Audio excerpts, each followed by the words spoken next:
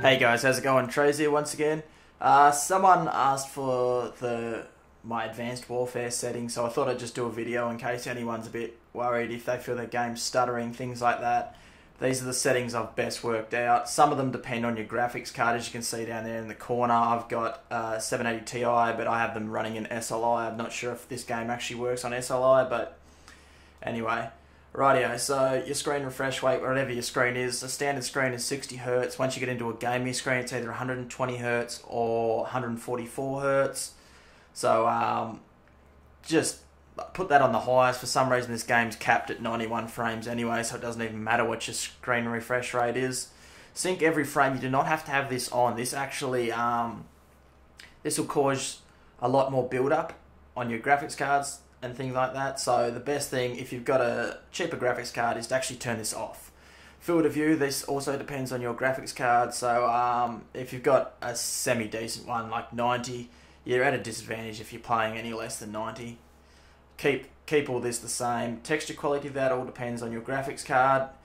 Best to set that to automatic, and then it can detect what's the best for you, things like that. But if you want to go tweak with it, like I know that I can get maximum frames and maximum texture quality out of my card, so mine's all the way up.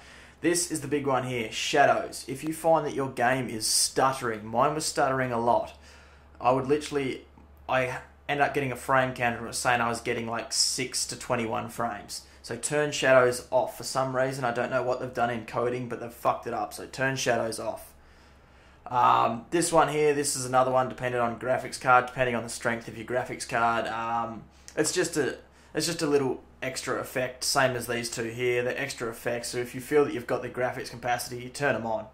Depth of field, you want this off. What depth of field is as you zoom in, it makes everything around your sights blurry. It's meant to be more of a realistic feel, as when you're looking down a sniper rifle. The left and right hand side of you actually goes blurry because you're so focused into the center. So actually turn that off. It's fucking annoying and it makes it so that you can't see enemies in your peripheral vision.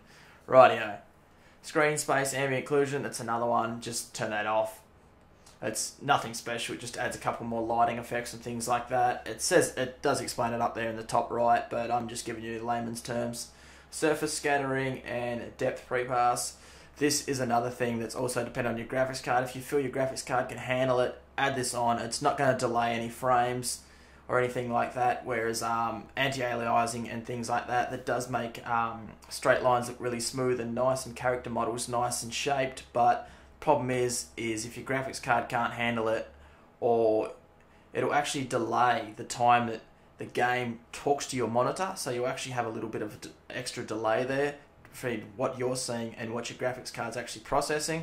You may not understand that, but that's the best I can really put it. So I personally have always run anti-aliasing off on multiplayer games, but on single player I like to have it on to have nice straight lines and things like that. And of course, when you're shooting somebody, you don't really bloody care as long as you're hitting them. Shaders, it's another thing. It's just, extra textures, extra details, things like that. It's a good thing to have on if you've got extra graphics capacity. It's going to make it look nice, but you don't really need it on. Personally, I wouldn't. Bullet impact, again, that's just, if you want to see where your bullets are hitting on the ground, so you know where your shots are going, you can turn that on or off, things like that. Dynamic lighting is because each scene, they don't just use the sun, like they don't put a sun in the sky, they have to actually add lights into the scene, so it depends on how many lights you're seeing. This can actually steal a lot of your RAM buffering and also your graphics card memory, so I just, I keep it on the lowest possible. It doesn't really make an effect to me, it's just some extra different shades in the corner, and I don't really stare at the map that long as I'm just trying to find people to shoot. So I hope this has helped you guys. That's my settings there. They're probably one of the best ones if you've got a decent graphics card. If not, I'd turn off certain things, like I'd turn down your textures, turn this off, turn that stuff off, all that off. All you really need is, as long as you got your textures, all this extra stuff, as I said, it's all extra. You don't need it on, and it actually will take some of your RAM buffering and also your video card memory to process. So if you're making a struggle not being able to get enough frames, or it's very stuttery for you, turn some of this stuff off. Anyway, guys, I've been Trays. I'm out. Hope you enjoyed.